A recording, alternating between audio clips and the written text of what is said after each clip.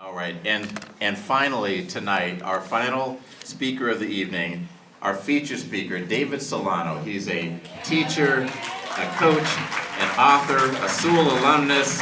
He's been acknowledged with the various awards and achievements, including the Phoenix Sun Community Coach of the Year, finished top 5 of youth coaches in junior MBA program, received the Legends and Legacy Award from the NAACP. I meant the NCAA. Just yes, the NCAA for his work with at-risk youth. Please welcome David Solano.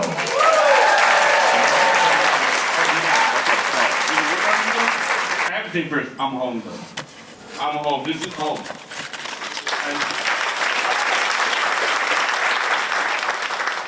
I have the 80 years. When you say the word 80 years, what were they thinking when they built Sewall 80 years ago? Was the word inclusion even a term at that time of the world? Was the word advocate even a word at that time of the world? And here they are 80 years later still fighting for inclusion, fighting for advocacy for help people with disabilities. How were they thinking 80 years ago? The Broncos weren't even invented 80 years ago. And I think about that, and my parents, they found it by luck. When I was born in 1974, the doctors gave my parents a very bleak, grim outlook of my life. They said, your son's not going to do very much. We don't know what you want to do with him, but he's not going to be very productive in life. And my parents were like, you guys are God, we'll figure this out. And they went and they searched all over the land. They searched all over them. They went to different orthopedic doctors. And one doctor said, you know what, I think I have a plan. Your son's going to have a lot of surgery, a lot of therapy, and more therapy. And he said, and I know this place that I saw on what they call Sewall Child Development Center, maybe. They're fighting for inclusion for people with disabilities. You're fighting for inclusion for your son. Maybe you guys might match up somehow. So my mom looked it up in the yellow pages at the time. And she found it, and she went down there and they met. They had a meeting with my parents. And they said, my mom said, I have 3 goals for my son. I want him to go to kindergarten when he's 5 years old. So said, we can do that. And then she said, I want my son to be more independent and more self-sufficient through therapy. And so said, we have therapy, we'll do that too. And then she said, I want my son to be confident in the world, in the real world. I want him to understand that he belongs. And so said, well, we fight with inclusion, that's what we do. We didn't know when we were at school what was happening. I was 2 to 5 years old. I was 2 to 5 when I went here. And we got to think, when we think about the brain, a person's brain grows the most between the ages of 2 and 5. Between the ages of 2 and 5, I was at school learning that I belonged everywhere. I was learning that nobody was different than me. I didn't know I was disabled. I really didn't. I just thought I was just a kid that looked different than my neighbor. Because Sewall taught me that. And Sewall embedded that into my brain. So when I went out into the real world, my mom and dad, we didn't know that the real world wasn't ready for us. We didn't know that. We went to my neighborhood school down the street from my house. And they told us, your son can't go here. Really, it's a public school. We're enrolling my son. No, your son cannot go here. In 1979, they didn't allow me to go to my neighborhood school. Sewall came back and we fought with Sewall. Sewall fought with us. They got a child advocacy, they fought, they went and got independent therapists to do evaluations. But it was a 3-year battle. I had to go to a school like 3 miles from my house, and I couldn't go with my friend to my neighborhood school. And I didn't understand this. My mom and dad always talked about Sewall. So then after we moved away from Denver to Phoenix, everywhere we turned, there was negativity towards my body, towards my disability. And everywhere that we went, we had to fight it. And we were like, man, when we were at Sewall, we didn't have to fight. When we were at Sewall, we were walking by everybody.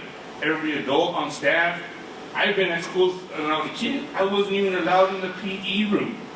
The man says, you have a disability, you cannot be in my room. We gotta find you something else to do. And I'm like, what? You can't argue. My mom and dad told me you can't argue. When you argue, you look like a negative person. You're going to find out ways it's going to come full circle in life. It's going to be full circle. Don't fight. But I'm like, she's like, and they always talked about Sewall. They always said, Sewall taught you not to be angry about it. Sewall taught you not to do this about it. Every time I did something positive, they always took a time out and said, I thank Sewall for this moment. I graduated from Arizona State University, and they said, I thank Sewall for this moment, David.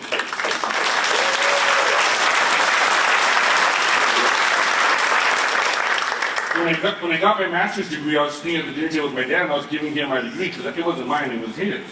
And I said, here, Dad, here's my degree. And he said, I thank Sewall for this moment. He said, Sewall told you that you belong. And I don't know what he was talking about. I was like, okay, Dad, we'll give it to Sewall too. I didn't know. I was away from school. I was 5 years old. I went there. This is a master's degree. I don't know what Sewall did about this. And then I became a basketball coach. And when you're a basketball coach, most basketball coaches are not disabled. And they don't look like me. And my first year, we won a state championship. You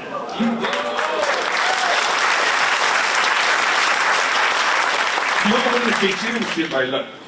You may win a couple of games by luck, but you don't win the state championship by luck. You win the state championship because you're validated to be there. And I remember my dad and I were waiting for the championship trophy, and he hugged me. He was like, I thank Sewall for this moment. I was like, I don't get it, Dad. I don't understand it. I go, I don't think so. I'm thanking my guy for making that basket. I don't get it. I don't get it. And then 7 years ago, I came back to Sewall. And I came back in height. I called height because it did a story about me in the paper. And I was like, I'm just a regular guy that doesn't be popular. Nothing. I just do what I do because it's fun. And I called the school and I'm like, my dad told me to call you guys. I use your name and I hope I'm not slandering you guys. I don't know what I'm doing with this, but your name's going to be in the newspaper here in Phoenix, Arizona. I'll send you the article. If you're mad about it, I'll ask them to take your name. I didn't know. And they came down here that year. They asked me to be the speaker. And I came down, I went to the school, the building, and I think I cried for about 20 minutes. And I realized, wow, I was equal to everybody there. I was important to everybody there. Every staff member was like, hello, how you doing? Nice to meet you. All the Heidi and James were so welcoming. They were like, and I was like, I don't know if this is right or not. But then I was like, I told my dad when I got home that weekend, and I said, now I know why you said Sewall was important for me. Sewall taught me how to belong everywhere. Sewall told me that I belong in every single room that I go to. Sewall told me that I belong at the sidelines of the basketball games. Sewall told me that, and I didn't realize it, but they embedded it into my system between the ages of 2 and 5. They told me, you don't belong at the table, David, you belong at the head of the table. And that's the fight. The fight isn't to be at the table anymore. The fight is to be at the head of the table. Because if you're at the head of the table, you're making changes, right? And the goal in life is to make changes. Right now, my mission is the last 2 years, this year, I got the Community Coach of the Year award. Community Coach of the Year, and I didn't really think much about it. I run this really fun, family-oriented basketball program for at-risk kids in my neighborhood. And my thing is, I want these young black and brown kids to understand that they belong everywhere in society.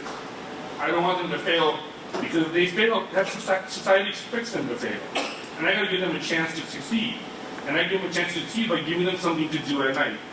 And I'm making them the way Sewall made me. Because we're planting those seeds to help our garden grow, right? And if our garden grows better, we have more kids of different colors getting different higher jobs. I thought I want them to be teachers, I want them to be parents. I want them to be good dads. I want them to be sustainable dads. Dads that volunteer coach, dads that volunteer with their kids' schools. I want them to be good dads. Like Sewall taught me how to be a good person. Sewall taught me that I belong at the head of the table, not at the back of the table, not at the side of the table, but at the head, and that's important for us. And when I come back to Sewall, that's what I just feel like I'm home. And when I got this Community Coach of the Year award this year, they told me, so you got this Community Coach of the Year, David, it's a really cool thing.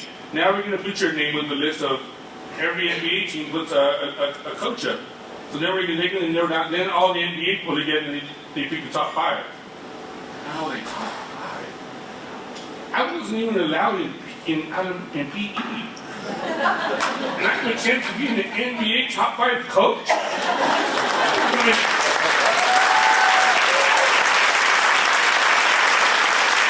Then I think to myself, that's why we didn't fight back and start cussing at everybody. Because it's coming full circle, right? It's coming full circle around now. And I looked at that list, they put online the list of the top 30 coaches. I looked at it over and over every day, and I'm like, there's no way I'm making top 5. There's no Hispanic on this list. There's no disabled person on this list. I'm not making it. And the next morning I wake up, I'm like, you guys all are sorry, I'm making this top 5. I'm like, me. And then the next day I wake up, I'm like, I'm not making it. And then a couple of weeks later, I was at my daughter's basketball practice in a sketchy part of town, and this guy walks around like, that guy shouldn't be in this gym. I mean, I've seen that guy at the Phoenix Suns event. And he walks up and he said, Coach, I had to tell you before you got your email, you're top 5. And I was like, I wrote down, I cried. I hugged my wife and I was like, all that work to finally get recognized. I thought I was top 5 and I wanted to see championship. But being top 5 now, they just looked at my resume and what I did is say that we don't know if you're disabled, we don't know if my resume doesn't say I'm disabled. But it just says who I am. And when it says who I am, I'm top 5. That's amazing when you think about it. But it's because of what's so embedded in my brain that I belong everywhere. Because if you put me in a line of 5 different coaches, I don't belong in that lineup. But if you put it on the sidelines, those 4 guys don't belong with me.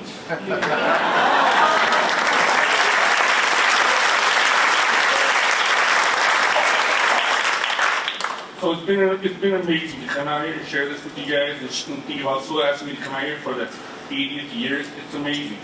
I hope they're here for 20 more years to get to the 100th year. And I want to come back to the 100th year and maybe I'll have a high school state championship with the basketball club. Come back and have fun with it. Because what's Sewall going to be where I am today. Right now I'm finishing my 26th year as a teacher. And think about that. 1979 I wasn't allowed in the classroom. And now I'm giving the keys to the door. And now I get to give the keys back and tell them to take them. So it's important, you know, we look at these kids and the inclusion fight. The inclusion fight is a never-ending battle. We always think it's over. I'm probably discriminated against probably once a month. I went to an event with my daughter, Easter Sills event, and the people wouldn't even talk to me. And I'm like, yeah, come to the Sewall event, everybody talks to me. I go to Easter Sills, they don't talk to me. I go to other events, and I don't get talked to. I go to basketball events. They don't talk to me because I'm not really a coach. But yet when parents want their kids to succeed, they call me up. And in my neighborhood, and our kids, every night they're going to watch this video we're talking right now, they know that I love them because I'm trying to make champions like Sewall made me. I know this isn't the champions event, but we believe in making champions. And so every night in my gym, we have this big event every night. All the kids in my neighborhood come together every night. 29 nights a year to hold up the Solano Championship belt. They want to hold this belt. They want to be like, I'm the champ of the night. They want to come in and say, I'm the champ.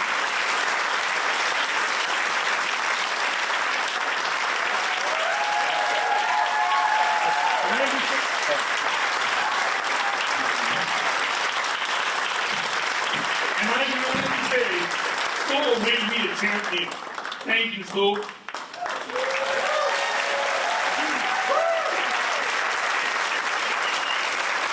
Great job, David. Great job.